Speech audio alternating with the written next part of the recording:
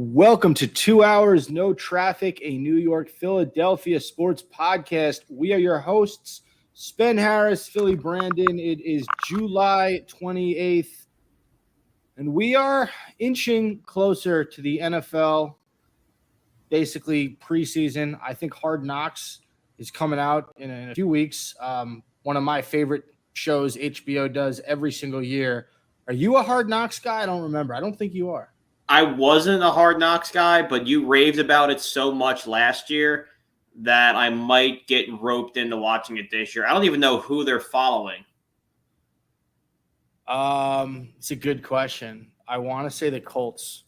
No, was that last year? It's the Detroit Lions, I think. Okay, I might have to watch that just to see Dan Campbell. Did you see he was doing up in what are they, up downs with his team? Yeah, man. I mean, dude's he's like shredded. Like he was keeping up with these guys. I've never played a snap of professional. I've never played a snap of organized football in my life, but I would put my body on the line and get hit over and over again for that man. Yeah, if he called me out of the stands of a Lions game and said, "You're our only hope," I'm in. I'm in. Like I will go. I'll take on Von Miller if he asked me to. And you know why you do it? You know why you would do it? Because he would do it. Exactly, and I love that. He's so insane, but it almost makes you want to buy in because like he's obsessed with winning.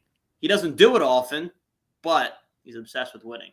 You're gonna have to watch also because it's so fun to talk about on this show, like the antics that these players sort of go through behind the scenes. They'll show you like the rookie pranks. They'll show you all this fun stuff. Hard Knocks is great. One of the best programs that HBO does. But I'm burying the league, Brandon. The lead. I know you got a lot of stuff to get into, so let's get into it. Yeah. So I mean, we talk a ton about basketball on this podcast because you and I are definitely both like basketball first kind of guys, but. We've been in that dull area of just baseball, and we've been making do, but football's back. The Eagles reported. I'm pretty sure almost every NFL team reported this week, so we can finally talk about football and have it be relevant. And at least here in Philly, the most relevant storyline is Jalen Hurts. Like every time he misses a throw in practice, like the Philadelphia Inquirer picks it up. All like this, the talking heads on the radio pick it up. This is his prove it year. They got, A.J. Brown just got named the top 50 player in the NFL. Devontae Smith is a wide receiver one. You got Miles Sanders, Kenneth Gainwell, Boston Scott's back. Like, I mean, this team is so talented on the offensive side that every time Jalen Hurts misses a throw, it does anything wrong, it's, oh no, here we go again. Like the amount of pressure on this guy is simply it's hard to wrap your head around outside of Philadelphia. And how old is he right now? I think he's only like 24, 25. Really? And how many years? Is this his second or third year? This will be his third year, his second year getting playing time. Yeah, he's got a microscope under him, and I think it's because people were skeptical when he got the job. They were skeptical when they drafted him, remember? Look, remember, this is a guy who, I get it. He was chased out of Alabama by Tua. So he had to prove himself. Where do you play? Oklahoma. Played in Oklahoma, killed it there. Gets drafted by the Eagles, takes Carson Wentz's job. And, there are a lot of people who weren't crazy about that move. And when a controversial move like that happens, you're always going to have a group of people rooting for that player to fail. Yeah. And I think that with Hurts, it's such a – you're right. He's under a microscope. Everyone is waiting for him to slip up, make a mistake, and they can say, well, the Eagles botched this draft pick. This quarterback's never going to win in Philadelphia. So I give Hurts a lot of credit. He showed guts last year. Definitely not a soft quarterback. He's one of the tougher quarterbacks in the league. But you're right. They don't have any excuses this year. Like they have the weapons. A.J. Brown going there was huge. You have Devontae Smith coming back. Like you said, Boston Scott. I forgot he's in the league, but yeah, man, he's their number 2, believe it or not. And you still have Miles Sanders, right? Yeah. So yeah, you guys got a little squad on offense this year. Yeah. Who's your tight end? Dallas Goedert's back, and then we usually do the second tight end by committee. Okay, since they're more of a blocking tight end anyway. Yeah, since again, that's another guy who. was kind of beloved and got run out of town. But Hurts is one of those guys like you want to root for. The team seems to have rallied around him. I mean, Nick Sirianni was wearing like a Hurts season T-shirt. Obviously, he and AJ Brown are best friends, so he's been hyping him up in the media. Like everybody's been talking him up. And he doesn't have to be great. Like he has to be good enough. Like he needs to literally just be Jimmy G, which I know isn't the best example at the moment because he's got run out of his own team. But if he throws 20 touchdowns and less than 10 picks, that's a great season in my mind for Jalen Hurts. That's all he's got to do. 20 touchdowns, 10 picks. How many touchdowns is he rushing for? I mean, last year he rushed for 9. I mean, you assume he's going to be in the pocket more, so I mean 6 or 7. Okay, so a total of about 27 touchdowns. That's not a bad season. Did you see the dialogue between him and Sirianni where Sirianni's like, I don't want any drop passes today or something? Yeah, yeah. And people took that a bunch of different ways. Well, they did a cool handshake after. So, like, yeah. I can say anything to someone, but if we do a cool handshake after, we're cool. Yeah. The WIP took that as, Sirianni is on the hot seat. Like, it's insane how this town can whip themselves up into a frenzy over absolutely nothing. But I'm expecting good things out of Eagles. I'm expecting I'm saying 10, 11 wins, maybe challenge the Cowboys for the division. In a perfect world, we play them week 17 and it's always in Philly. The NFC East is at its best when that game decides playoff seeding, playoff spots. Like week 17 in Dallas needs to be a must win. I get that. I mean, 10, 11 wins is a little ambitious, but the fact that you guys have, I would say, 2 out of the top 10 receivers in the league right now, that should get you at least 4 to 5 wins. Then you got to win 4 or 5 games outside of that. You can get to, I don't know about 10 or 11. I think maybe 9. Maybe like 9 or 10 is closer for you guys. But you got to figure, remember, with the schedule change, the Eagles won 9 last year, and they were not a great football team. Yeah, that's true. So, I mean, it's realistic to think they're going to be 1 game better. We've been talking all about the offense for the moment. Ryan Clark went on, I forget what TV show, so damn many of them anymore, but he was running through the Eagles defense, and he called them a top 5 defense in the NFL and, the team to beat in the NFC defense-wise. I see where he gets that. I mean, James, we have 2 number 1 corners. You got Nakobe Dean in the 3rd round. You got Jordan Davis at it. Like, it's a stacked defense, but, I mean, do you have them, top defense in the NFC also? Yeah, it's close. I mean, I'd say it's them and the Cowboys, right? Yeah. I mean, Cowboys had, I want to say it was one of the top defenses last year.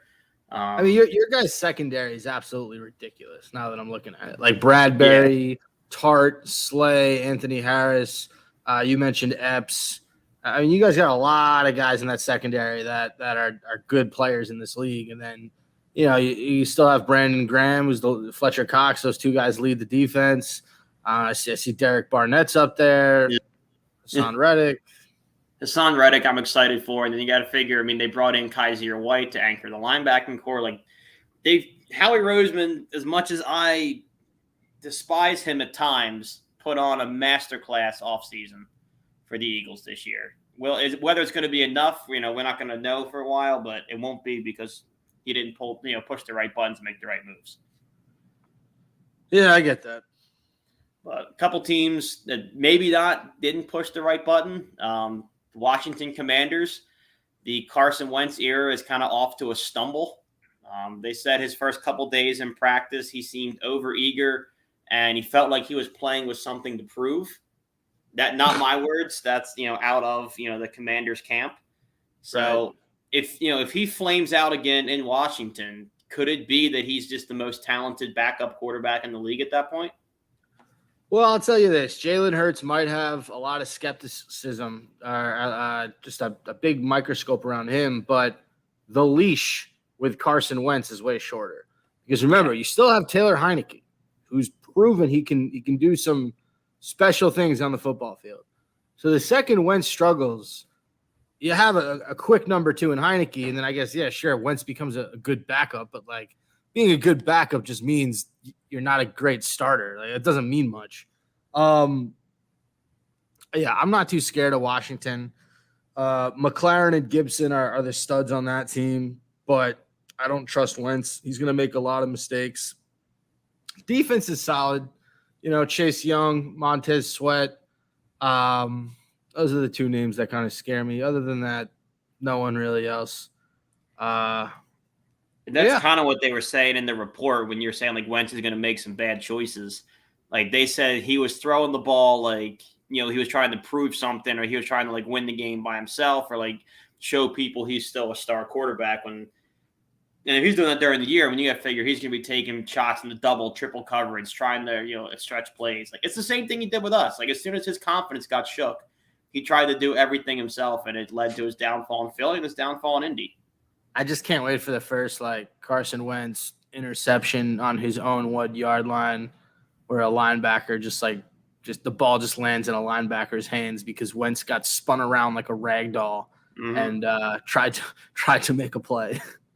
I'm like 97% sure we open up with Washington too. Is the fun part. Oh, there you go. You want to talk about a real football team, my New York Football Giants? I mean, if they're all we got left, so you're more than welcome. We can talk a little bit about the Cowboys after, but I honestly, so the first thing I want to say, there was a press conference, not a press conference. Yeah, I guess Saquon Barkley was talking to the media, and he basically said, I want to be the running back that I want to show people I'm still that guy that the Giants drafted. He's had 2 pretty disappointing seasons where he just hasn't been a factor on offense. He is a terrible run per or yard per carry average since he's kind of coming into the league. Once those explosive plays for him stopped, he's just been a very mediocre running back, and he's gotten hurt a lot. So he's got a lot to prove. Kenny Golladay, who's our number 1 receiver, had a really, really bad year last year. He's got a lot to prove. I don't think he scored a touchdown, actually. Now, the one guy that does get me excited, and no, it's not Daniel Jones, it is Kadarius Toney. Yeah, he's made some plays in practice. He had that one-handed catch. It was a video of that in the red zone. And then here's the difference between Joe Judge and Brian Daboll in this new regime. They were playing Kadarius Toney, a.k.a. Young Joker's rap music at training camp today. That is a coach who gets it, who can look at a situation and be like, you know what? Obviously, most times we don't do music or we do something very light, but Tony's a young, important player on this team. Let's play some Young Joker. Let's get it popping.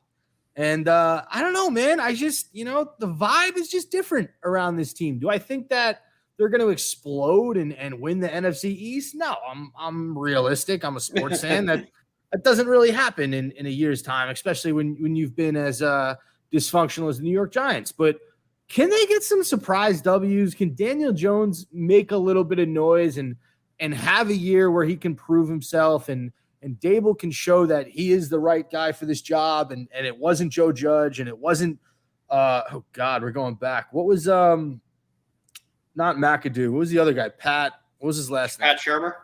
Pat Shurmur. Yes, he's so forgettable. He's a Giants ex-coach. I don't remember him. Daboll seems like a guy, and those 3 guys just weren't right for the job. Brian Daboll might be that guy. So I am excited to see what they do this season. What are your thoughts on the Giants? I'm looking for a step forward. I'm with you. I am so high on Kadarius Toney. He's got that like Tyreek Hill. He's not Tyreek Hill, but he's got that Tyreek Hill kind of like twitchy like quickness to him where he's really hard to tackle in the open field. I think this year he could very well make the jump and be your number 1. I know you have Kenny Golladay. I know he was supposed to be that. But if you watch, you could argue Kadarius Toney last year towards the end kind of became that home run threat number 1 option. So, I mean, I think he could turn out to be that. The Giants are so hard to predict. I don't know. In my head, I think a good season for you guys is maybe you pick up 7 wins. I think that's a step forward. Yeah, but I mean, look, we're weak on our secondary. Our secondary does not – Julian Love, Xavier McKinney, and Adoree Jackson, not a strong secondary. We do have some nice guys up front. Obviously, I'm excited to watch Kayvon Thibodeau to see what he does. Leonard Williams is still here, Dexter Lawrence, those guys. But, the secondary worries me. The line worries me a little bit. And then our starting tight end right now is Ricky Seals-Jones. Yeah. Yeah, that's not great. So I do think we still have some weaknesses. I am happy we moved on from Evan Ingram. I saw he was dropping balls in practice that were leading to He picks. never So panned out. I don't miss that. But yeah, that's going to be our downfall. It's not going to be the guys we talked about. The offense will be fine. It'll be the defense is going to get lit up a little bit. Do you think there's a season that Saquon Barkley can have that ends in an extension? Because he's coming up on one. I don't know. I mean, he's got to go off, right? Like to make it tough for the Giants. But I think even if he does, like the way people are paying running backs now, I mean, if you have 2 bad seasons and 1 good season, I don't even know if that's enough, especially when you have a guy, he's slipping my mind, but you had a number 2 running back who was kind of outshined Saquon last year. We did? Yeah, you had like a backup running back that was like really consistent last year. It's going to drive me crazy. Right now, our depth chart is Matt Breida, Gary Brightwell, and Antonio Williams. Those are the backups. I can take a look at. I don't remember, dude. The Giants season was such a blur to me because they were so bad that towards the end, I was watching, but I was so lifeless. I hated it. Yeah. I can't find it for the life. Man, it's going to drive me nuts because they had a guy just kind of come out of nowhere and just kill it for kind him. of hold it down. But I mean, speaking of running backs that are Ezekiel Elliott seems to be the anomaly, right? The Cowboys are so loyal to him. The reports are, they still want to sort of run the offense around him. Do we think that the Cowboys are just going to run away with the AFC East, or we think that it might be a little bit closer? I think it's going to be. I think it's going to be a little bit closer than people give them credit for. I think they're right around that same win total that the Eagles are expecting. So I think those two are going to finish the season within a game or 2 of each other. I think it's going to be close the whole way down. And right now, they're probably still the pick just because, the Eagles are a younger team on offense. A lot of these guys haven't been there before as far as competing. But it's definitely not going to be a runaway for like that. I can tell you for sure. And the Cowboys lost 1 or 2 receivers. They lost one of their receivers. They let. Was it Cooper? Cooper's not there anymore. Yeah, they let Cooper go. He went to Cleveland. So it's CeeDee Lamb, Michael Gallup, James Washington. That's basically their receiving core. They're just banking on Gallup making that next step and being. Lamb's a really good player. Yeah, he'll be the new number 1, but they're hoping Gallup can pick up where Cooper was last year and probably even outproduce him because he had a really nice season last year. Still have Andy Dalton Schultz as your tight end. And then, the Cowboys have a really good secondary. Obviously, Trayvon Diggs is a great player. Javon Curse, their strong safety, Malik Hooker. And then up front, DeMarcus Lawrence is an absolute monster. They'll be good. Oh, Mika, how can I forget Mika Parsons? Friggin' Penn State. Gosh darn guy's going to be a stud. So defensive rookie of the year. I think that the division will be much closer than it was last year. I think that the Giants move up a spot. I think they're ahead of Washington. But if I had to rank the NFC right now, I'd go Cowboys, Eagles, Giants, Commanders. Yeah, I think that's a good season for you guys. I mean, because Washington has some talent. You guys are more talented, but consistently a little bit more dysfunctional. So I mean, if Dable can get the team to a competitive third, like even if you finish third and it's still a blowout between the Eagles and you guys, I don't think it's a great season. But if you finish third 2-3 games back of us, that's a pretty good season, I think, if you're the Giants. If you're in the conversation at the end. Yeah, no, I'm absolutely with you. Update on former Giants safety Eli Apple's a cornerback. He absolutely got torched by Jamar Chase in practice, and then Jamar Chase danced into the end zone. So whether or not you're playing against him or you're his teammate, it is fun to do on Eli Apple. Yeah, that's one of the most. That's got to be one of the most universally hated NFL players by the other players too. Because he talked trash in the playoffs, and he's like the 15th best player on defense. He talked trash on New York too. Who could? I mean, I can't speak for you guys, but I know enough New Yorkers to where everybody kind of stopped thinking about him a while ago. Yeah. But I forget what it was, something about the New York fans or something. He just kind of like lashed out for no reason. And, he made some enemies. No, I know what he said. He said that they're the two worst fan bases are the Giants and the Saints. That's what it was. And both fan bases were like, bro, what? Yeah. Like, we hate you, but like, damn. All right, I see here you want to talk about the New York Football Jets.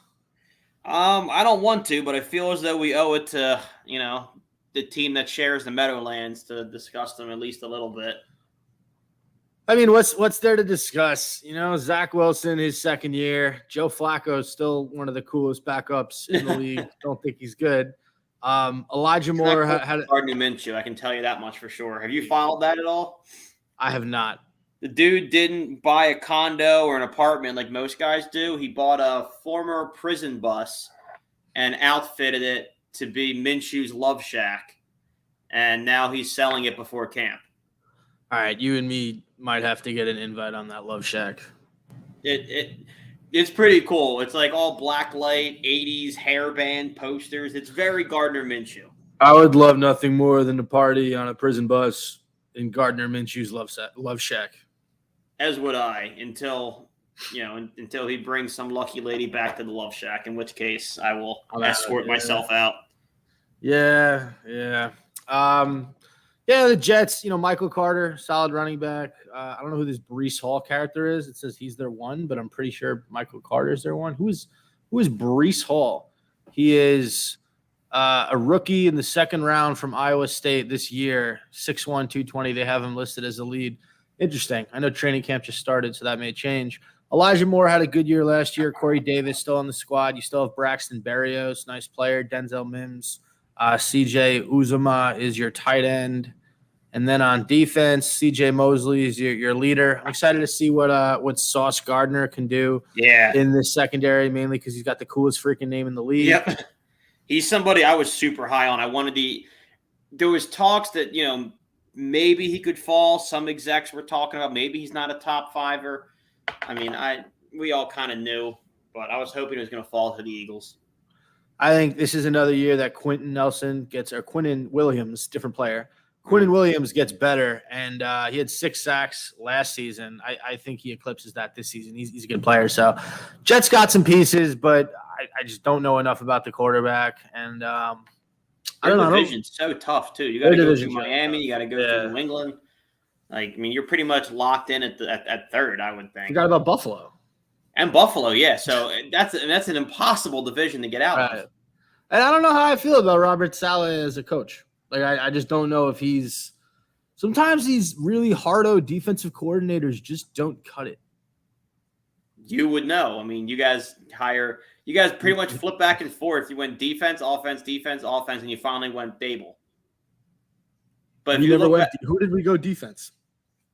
Oh, man, I have to look. McAdoo was offense. Shermer was offense. Joe Judge was special teams.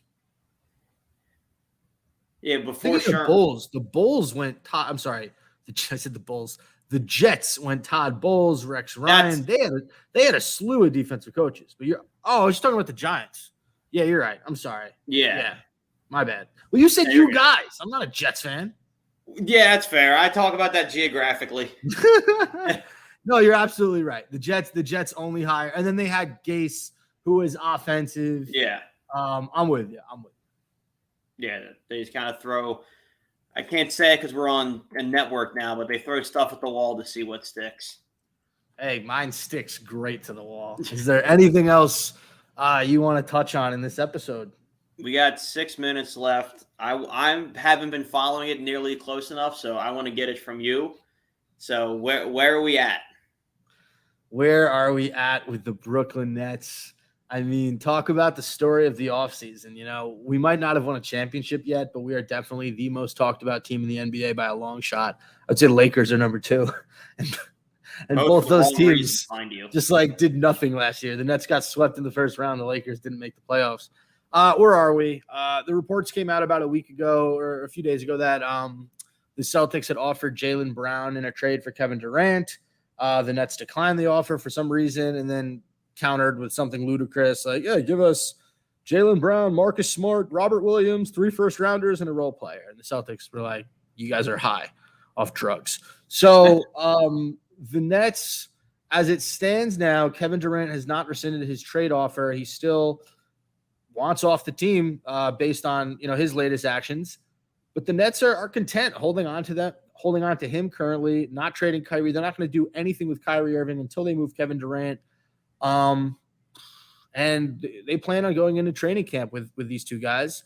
The question is, will Kevin Durant suit up? Will he play hard? Or will he sit out? Yeah. And I mean, Kevin Durant, I think if Kevin Durant suits up for the Nets, say what you will about the guy, but he's never not shown up for any of the teams he's played for. I think if he starts the season, you're going to get the full Kevin Durant. Well, the thing that bothers me is most times when a superstar wants off the team, he finds a way. Yeah. You know what I mean? Maybe he won't sit out, but maybe he just will dog it. Like James Harden did? Like a little bit like James Harden. And I don't think he's going to do that. But again, and then the other part of this is, even if he starts with the Brooklyn Nets, if they are not playing perfect basketball and they are not up, a ton of games above 500, if they even struggle for the slightest, if they're 520 games into the season, if they're losing games to the Hornets, the Pistons, these young teams, he's going to absolutely be like, yo, trade me. You know what I mean? Like he's going to come up with this. It's going to be quick. So it's a weird predicament. I'm holding out hope that the Nets can make some changes in the coaching staff, whether it's firing Steve Nash, whether it's too late to do that now. Yeah, but again, is it like you still have these two guys in your team that you don't even know are going to be on your team? So in my opinion, it's not too late to do anything. No, I mean, you're getting to the point in the offseason where okay, well, now who do you go get? Like the head coaching carousel has kind of happened. Well, I'm saying it might not be a head coach. It might be an assistant coach. It might be hiring this guy. I know there are reports that, shout out to Brandon Scoopy Robinson, who's reported this a few times. He's been on the podcast. He has said that there were some firings and let goes of coach that KD and Kyrie were not crazy about. And it wasn't the main reason, but it was one of the reasons. So that's where they're at. I think the situation with the New York Knicks is almost funnier because like a week or two ago, every Knicks fan was like, oh, we're going to trade for Donovan Mitchell. You just wait. And Did you see the asking price for him? Yeah. 7 first rounders. But look what he got for Gobert. Yeah. He knows what he's doing. Ainge is a smart general manager.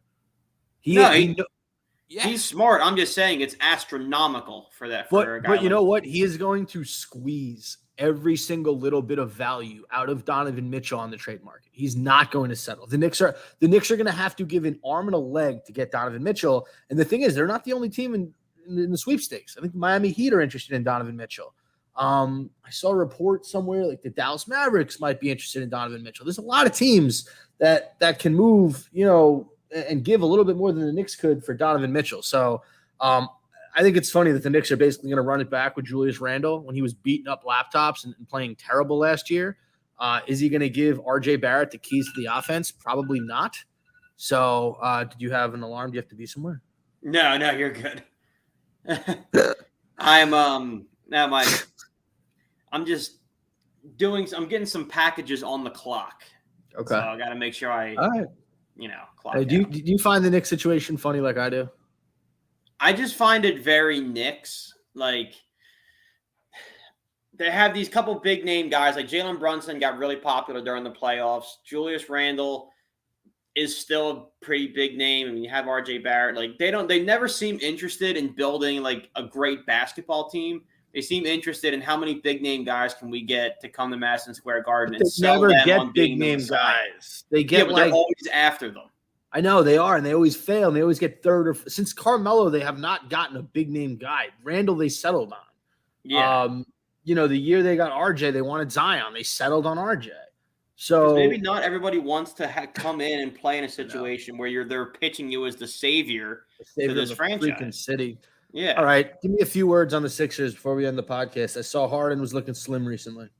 All that matters in the last 8 seconds is that James Harden is back. He is re-signed. He looks as skinny as he ever has, and he and Embiid were together at Michael Rubin's wine mixer party thing. So the vibes are high in Sixers land.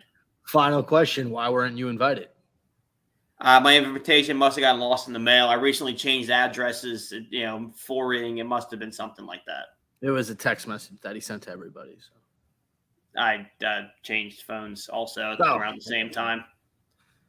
All right, that just about does it for this week's episode of 2 Hours No Traffic, brought to you by Sideline Sports. Shout out to Sideline Sports. Check out all their shows on YouTube and various other social media platforms. There's a ton of variety there at Sideline Sports. We're just one of, I don't know, say 50 to 60 shows. But shout out to Sideline Sports and have a great night. All right. Catch everybody next